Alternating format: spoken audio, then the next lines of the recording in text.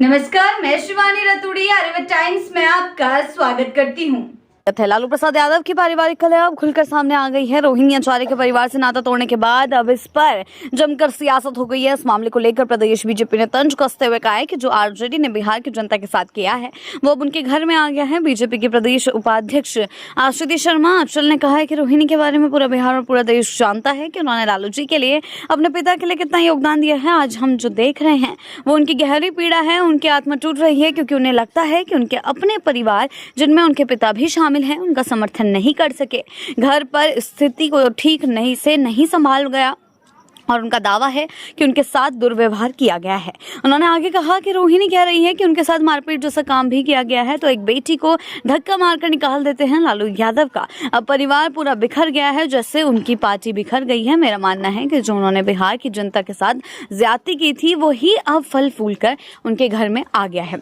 साहब बताएं, आशीष शर्मा ने यह भी कहा है कि उन्होंने अपनी बहू के साथ दुर्व्यवहार किया, बेटे को घर से निकाला गया। तो ऐसा लगता है कि कहीं ना कहीं इनमें परिवार को जोड़ने में कमी है। लालू यादव के परिवार में आज जो बिखराव हुआ है उसके जिम्मेदार वो खुद हैं। जी हाँ, आपको बता दें किस तरीके से बिहार की जनता के साथ जो किया है, उनके घर में आया है। लालू फैमिली की कला पर बीजेपी जो है जमकर बरस रही है। साफ सीधे शब्दों में कहा गया है कि लालू यादव खुद अपने परिवार को नहीं संभाल सके। उनको अपने परिवार को देखना चाहिए था, उन्हें अपने परिवार को संभालना चाहिए था, लेकिन वो उसे संभालने में असफल रहे।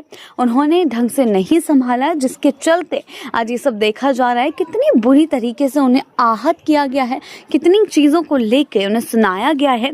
आगे चलकर रोहिणी आचार्य के साथ जो हुआ है उसे वो नहीं भुला पाएंगे। तो ये प्रताप यादव को पहले घर से बाहर निकाला गया, अब बहनों के साथ इस तरह की ज्यादती हो रही है, चप्पल उठाने की बात, इस तरीके से उनका अपमान किया जा रहा है। तो ये साफ तौर पर ये संदेश देता है कि किस तरीके से लालू परिवार पूरी तरीके से टूटकर बिखर चुका है और आगे आने वाले समय में लालू परिवार और भी बुरी तरीके से टूटकर बिखरने वाला है।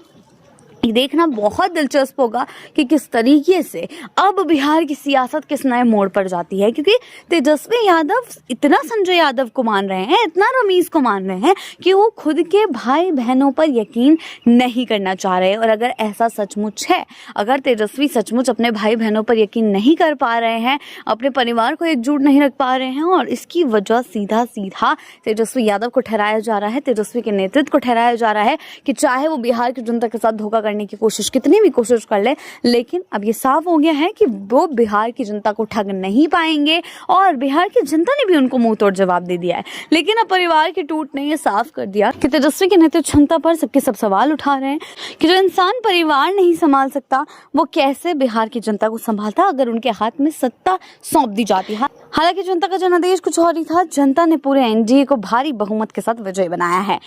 ऐसी ही अपडेट्स के लिए जुड़े रहें आर्यभट्ट टाइम्स के साथ ही चैनल को सब्सक्राइब करना ना भूलें और हमारी फेसबुक और वेबसाइट के साथ भी जरूर जुड़ें।